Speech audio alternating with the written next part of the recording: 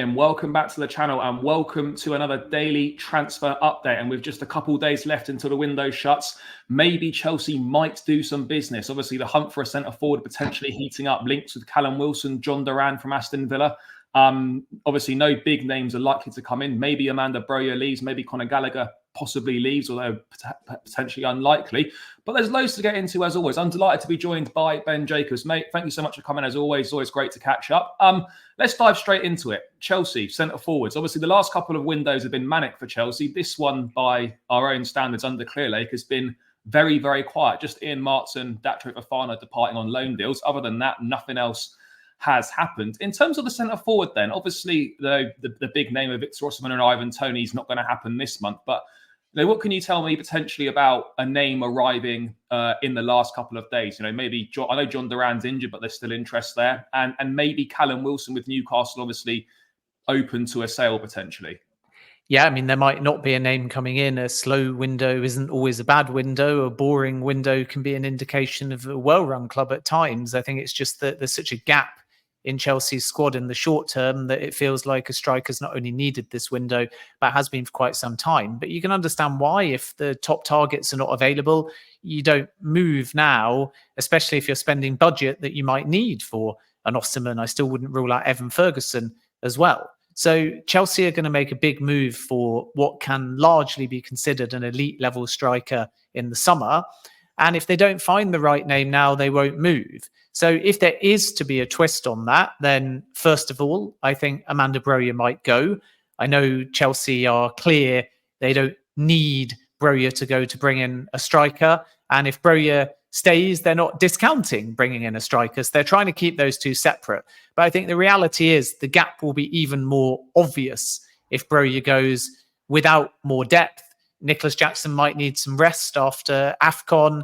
I don't think Cole Palmer's been particularly effective as a false number 9. Christopher Nkunku can lead the line, but it's not his favoured position. So Chelsea probably need something. And then you've got two choices with Osimhen not available, Ferguson not available, Toney, even though he's lower down the list, not available. You either buy young for the future, which is the project, or you find a stopgap. And I'm still told that Chelsea would prefer somebody that is an investment for the long term, not an expense. So that rules out Karim Benzema. I think the links with Chelsea and Arsenal were overblown. There's never been a green light for Benzema to leave Saudi Arabia. And even though there's a bit of friction, I don't think Benzema is exactly banging on the door because he appreciates the situation. So that for him might be one for the summer. And Chelsea makes a good headline, but I don't think it's anything more than that at this stage because of Benzema's wages and that inability to leave Saudi Arabia. Callum Wilson's the most interesting one because he could definitely do a job. He would be under 25 million. Many sources intimate it might even be closer to 18 to 20 million. And I think he'd be a very popular signing amongst Chelsea fans because they'd feel like he's a player for the now. But I still think that Chelsea would prefer someone for the future, which might irritate fans. But again, it's a 4-window plan. This is number 3 of those 4 windows. We're discounting the first summer when the ownership came in and they didn't really have a recruitment team. So if in the 4-window plan, the end goal is Osimhen, then you can understand why maybe they don't want Callum Wilson for a season or two. And the player, if they're older, may realise what Chelsea are playing at here and may feel like in a few months' time, they're not going to get any game time. And that's a consideration as well. So John Duran ticks a lot of boxes. Chelsea hadn't really moved. There were some cursory discussions with Monchi about potentially a swap, whereby Broja went one way and Duran went the other. I'm not aware at the time we're recording this that anything significant has developed there, but it could be one to watch. I still think Wolves and Fulham for Broja are the 2 main contenders, though. And then Noosa's really interesting, but again, not available right now, so doesn't fix anything in the short term, but is a target that Chelsea have liked in the long run. They would now have to hijack it because it's pretty much done with Brentford, but you just never know with Chelsea. It wouldn't surprise me if they try and put the cat amongst the pigeons. But everyone's looking for a name. There may not be a name because Chelsea may feel like there's no point in spending now if they've got that elite striker for the summer. The last thing I'd say, which is a risk, but is understandable, is look at an extreme, and you can argue it the other way, of course, but look at a scenario where Chelsea win the League Cup final. They've already got Europa League. And then by that final, they're double digits away from Champions League with only a couple of months left of the season. At that point, you have to say you've got your Europa League. You're not going to get your Champions League. So why would you play Wilson? Why would you play Benzema? Why would you play anybody that is not part of your long-term project when you've almost got, as bad as it sounds, because it will irritate the fan base if they've got nothing to play for in the league heading into the final few months.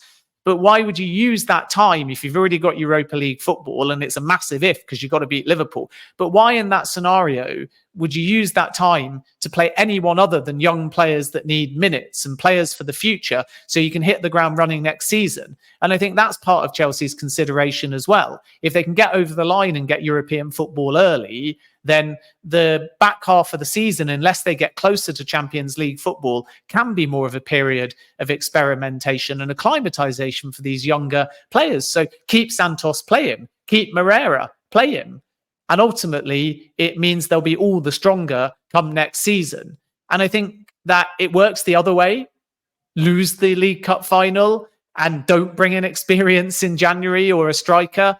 And everyone goes nuts because it might be mid-table mediocrity. And the flip side is, why on earth didn't they foresee this and move in January and find a goal scorer? So it's a fine balance, but I do think that Chelsea will not panic buy and they won't move on the striker front just for the sake of it.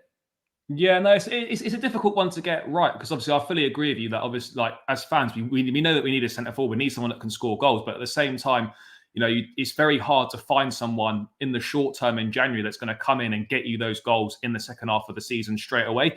So I almost feel like I'd rather not have anyone and then get the right person in the summer. But then obviously you do run that risk where if you lose the Carabao Cup final, if you sell Amanda Broya this month and you go with just Nicholas Jackson and Kunku's fitness is questionable at the moment.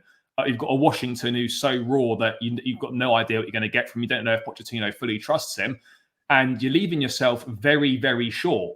And that could be a massive problem come the back end of the season, given the injury issues that we've had. So if we can get someone, great.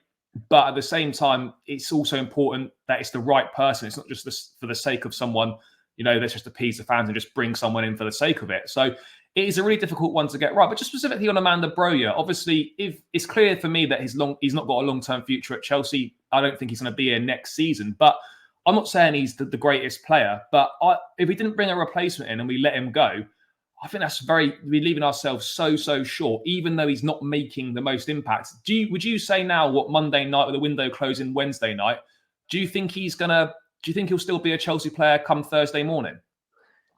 I think if the right offer comes in, he's gone. It's as simple as that. And the fact that Chelsea are looking for a permanent aspect, loan with obligation or a permanent sale, tells you that no replacement. Like, so Chelsea don't want a replacement. They're happy to let him go with no one coming in. Yeah, and I think part of that is thinking about profit and sustainability and bringing in a chunk of money, because you can't keep having the windows Chelsea have had and no doubt will want in the summer if they're to go for Victor Osimhen and not fund it.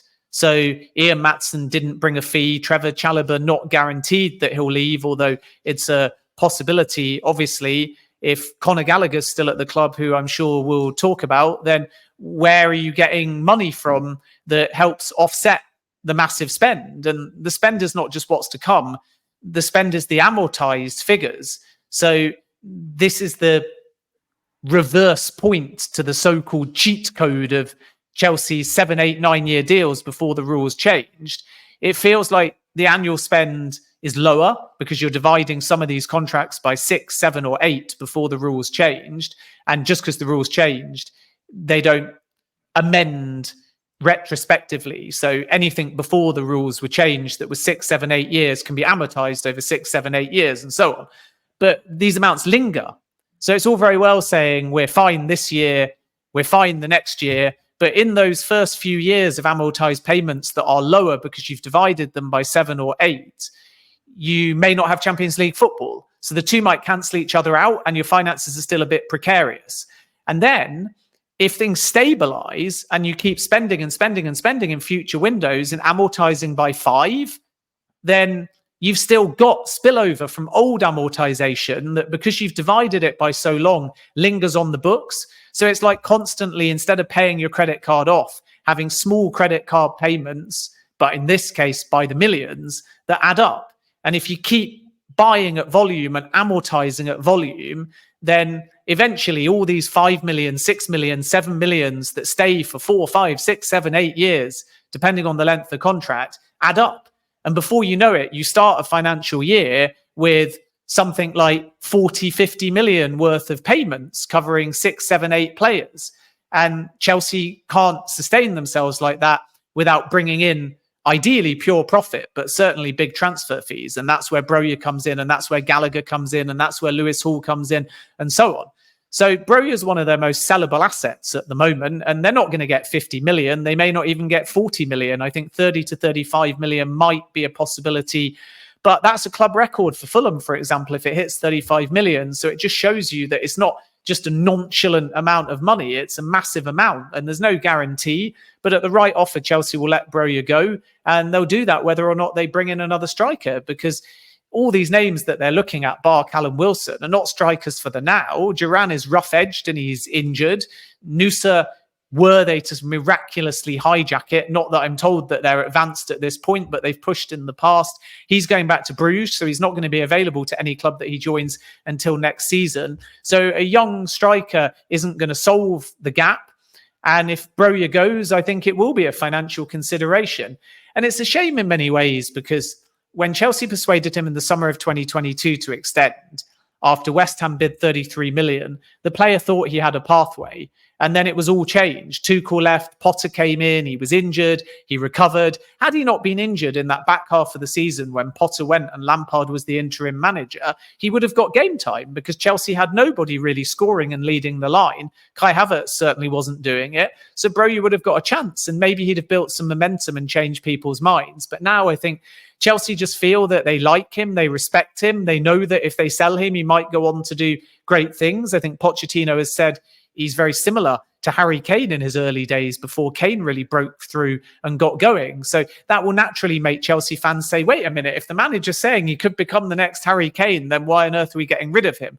But I think that it's also a player consideration, because if Broja feels he can't get ahead of Jackson, that Nkunku might lead the line, that Palmer might even lead the line, that, as you say, Washington is there. You've got David Datro Fofana. You've got Whisper Richards eventually. So if they bring in Victor Osimhen and by the way, it isn't another summer striker, let's just say Benjamin Sesko, who could be a younger possibility, and you're playing a 4-2-3-1, then Broja is fourth, fifth in the pecking order all of a sudden, if those kind of names come in. So of course the player's going to be thinking, what's the point if the right offer comes in now of sticking it out to play in a League Cup final, probably from the bench, finish at best fifth or sixth in the table, and then regardless of where Chelsea finish, be on the bench the following season and probably be encouraged to go in the summer or in 2025. And I think when players think that, it's the beginning of the end. And that's why I think a Broja departure financially and from the player's perspective, if the right offer comes in, might just suit all parties. Yeah, no, I don't disagree with selling Broja. I just think, for me personally, as much as he's not done that well, and he's probably not really good enough for Chelsea, in my opinion, we need to keep him round just from a numbers perspective, because there isn't really anyone else. And you are, with the injury problems we've had, like, you're just asking for trouble. Just briefly before we move on, FC Copenhagen's, but I can't really pronounce his name properly. Is he gonna be on the move this summer? Chelsea obviously linked with all sorts of youngsters. You know, anyone that's half decent across Europe. Do you think there's a chance maybe Chelsea could be interested in him? Maybe a move for him could materialise? Yeah, on Chelsea's list as well. One of the younger names has done very well, both domestically and in Europe as well. So there's some substance to this one. But I think that Chelsea want to understand the elite first, not the young name, which might be refreshing to the fan base because they've heard so much about youth. And I think that summer will be about established starters. And I don't think that Rooney quite falls into that category. But like I said before, it's probably two in the summer, especially if they get nobody in the next few days. And therefore, one will be younger and one will be more established, which is why a pairing of Osimhen and Rooney or Osimhen and Sesko is a very realistic possibility, because Chelsea need to obviously establish if Broly is leaving. In the next 2 windows, I think it's almost certain he'll go. So if it's not January, it will be the summer.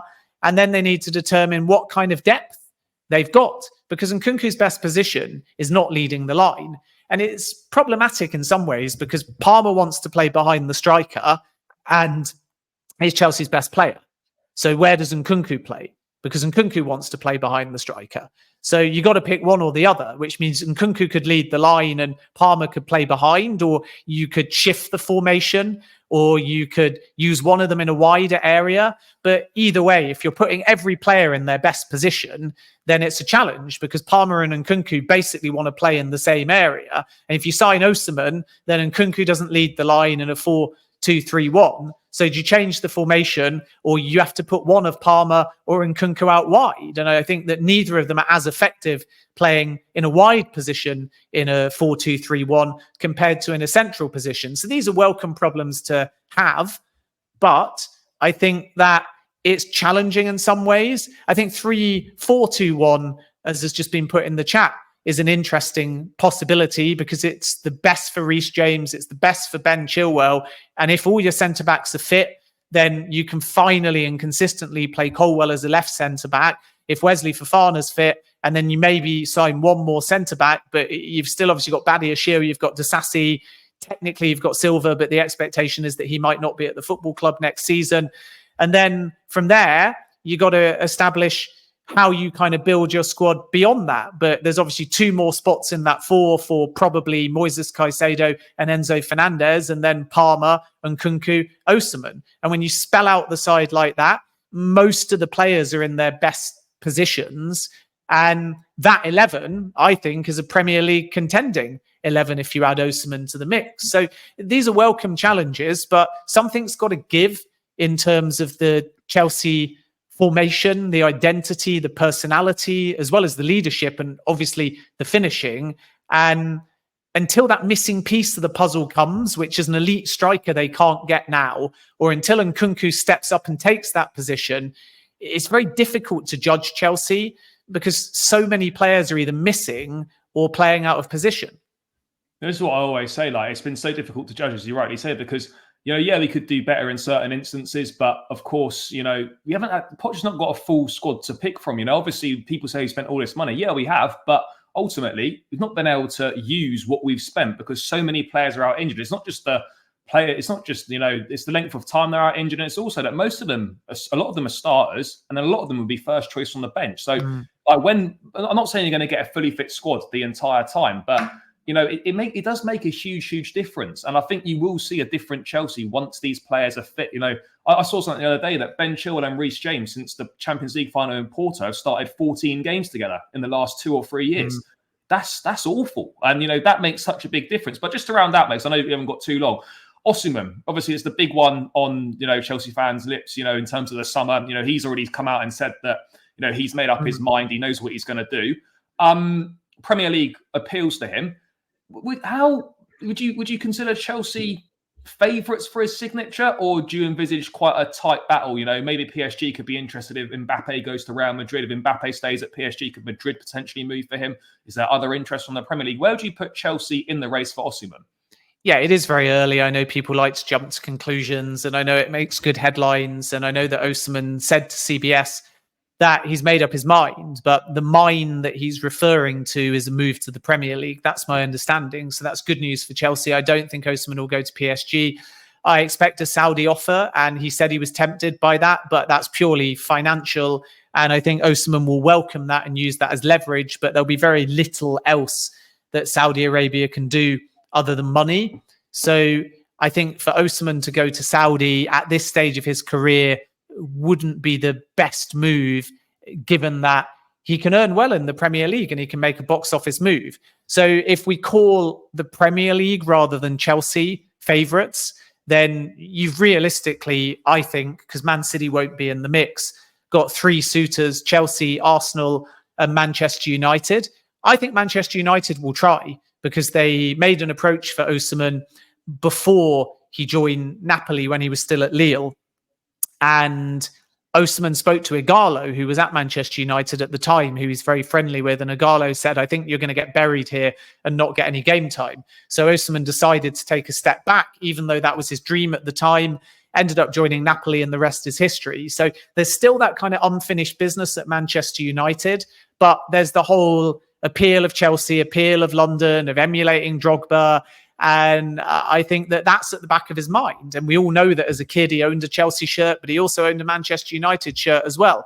I think Arsenal are more inclined to go for Toney, but there's still no guarantee that Toney will be available at a decent price this summer. It might be a case of waiting for 2025 and free agency for Ivan Toney. So I think of the three, Arsenal is less likely at this stage, but don't rule them out. And Arteta kind of tinkers with his forward line so often that it's not as defined. Whereas again, Chelsea's formation lends itself towards Osimhen. It's blindingly obvious if he joins that he plays and starts. So he doesn't have to worry about too much competition. And you build your team around Osimhen. You don't put Nkunku leading the line and say, sorry, Victor, you got to play elsewhere. You either play two up top, so new formation again, or one up top, and the first name on your team sheet is Victor Osimhen. And then you have to work out who gets to play centrally out of Cole Palmer and Christopher Nkunku. So I think Osimhen will look at that Chelsea side and think, it's tailor-made for me. They're just creating a gaping gap that I can fill week in, week out. And if Chelsea don't use that to try and lure Osimhen over, then they're crazy, because they've got the clearest football pitch to him. As long as there's stability at the football club and there's not a bunch of managerial change. But of course, at Manchester United, it's similar. There could be managerial change, there's structural change. We need to understand who the new sporting director and head of recruitment is before we really can say Manchester United are definitely going to go all in. And I think that unlike Chelsea, if Manchester United don't get Champions League football, they just won't have the budget to go for Osimhen. So they'll by default be out of the race, unless they only make one signing and it's only Osimhen and they abandon everything else. But they need defensive reinforcements. They need midfield reinforcements. And only outgoings are going to give Manchester United a prayer. So Chelsea might appear unstable as a project. And compared to other clubs, of course, they are at this stage. But it's quite a stable pitch to Osimhen. It's come to London, it's be the next Drogba, it's playing a defined role, and it's help us return back to the glory days that we had under Roman Abramovich in return for a bucket load of money, a bucket load of fame, and a long-term contract. And I think if Osimhen isn't sold on that, he's not going to be sold on any move. So as long as he's prepared to be patient with, for example, Champions League, not being a part of Chelsea potentially next season, I do think they're in the box seat. But it's important to note that there's nothing advanced enough yet to sort of say Osimhen said yes to Chelsea. All we can really say at this point is Osimhen said yes to the Premier League. Yeah, and mate, just last minute or two before you need to go. Chelsea prepared to break their wage structure. And obviously, you know, since Kirk have come in, there's been a clear thing of reducing the wage bill. There's a lot of incentivized wage increases. When you're going for the top players, like your Osimhen's or whoever it might be, they're probably not going to be prepared to sit in that wage structure. From what you understand or what you might think, do you think there's a way that Chelsea are they prepared to break that wage structure for the right player? Potentially, although it can be a little bit unsettling at times if you've got one high earner and nobody else is on that wage. We're going to see this with Conor Gallagher. You know, he's looking to earn about the same as Moises Caicedo if he gets a new deal. And if he doesn't get a new deal and he's Chelsea's second best player behind only Cole Palmer, maybe he starts to think, like Mason Mount started to think, why am I not being adequately compensated? So it's a dangerous precedent, because when you spend $1 billion in the market and if you suddenly start paying one or two players significantly more money, then everybody wants it. Why is Enzo Fernandez in 2 years not going to say, I want another 100K on my wage? Why is Moises Caicedo not going to say the same? So Chelsea's whole model relies on the transfer fee being a investment, not an expense. And then the wage being reasonably low by Premier League standards, maybe 70 to 100K for most players on average. There are exceptions. And then over 3-4 years, if that player excels, they're suddenly only on a modest Premier League wage compared to their standard. But the flaw in the model is if you keep signing new players, giving them 200,000, 300,000 and so on, your 70 to 100k players say, well, we've been here 3 years, we're starting every week, we're now playing really well, we want a pay rise, and before you know it, everyone wants to go up. So Chelsea will be cautious, but with Osimhen, I don't think we're talking crazy money. I think that he probably would expect about 200k a week, which by Chelsea standards is great money, but it's not 350 or 400k a week. It's not the kind of money that would make him twice as high an earner as somebody else in the squad. And I do think that they'd be prepared to pay that, because I think that whether it's Osimhen, whether it's Ferguson, whether it's Tony, whoever this elite name is, will be deemed to be the solution for a very, very long time. And unlike some of the other signings that have high fees but are not the finished products, Enzo Fernandez, Moises Caicedo, Mikhailo Mudryk, and so on, I think this so-called elite striker will, even if they're at a younger age, be more established. And I think by being more established, they will demand that kind of money from the word go. And I know people say, well, he's earning more at Napoli, and everyone's got their own sort of maths in terms of what things equate to. But I'm not so sure. I think that the Napoli wage, from what I'm told in the new deal, is sort of about 170k maximum with everything, with bonuses for winning Scudettos or Champions Leagues. I think the base wage at Napoli is a bit lower than people are reporting. I think it's somewhere in the region of 120,000 plus bonuses. I think Chelsea would be looking at a base wage for Osimhen of 200 to 220,000 plus bonuses. So then if all goes according to plan, you're earning significantly more than Napoli. If all doesn't go according to plan, then it's not too dissimilar from his new deal at Napoli. The other thing to understand about the new deal at Napoli is that it is purposefully yardsticked at an increased wage that Osimhen expects when he moves for his own leverage. And Napoli can afford that because deep down they know he's going in the summer. So you don't have to significantly top the extension wage at Napoli. You kind of have to equal it or slightly better it, because Osimhen's making sure he rises to a level that he expects in the Premier League. And Napoli are committing to paying that because they know that in a few months' time, he's going to depart and they're going to get the best part of 130 million euros back. Yeah, no, fascinating stuff, mate. Thanks so much for time. I know you're busy and you've got to shoot off, so pleasure to catch up as always. Thanks for your time, and yeah, I'll chat to you again soon. Cheers for that, mate. Yeah, look forward to it. All the best, everyone, and good luck for the final few days of the window. Cheers. Nice one. Thank you.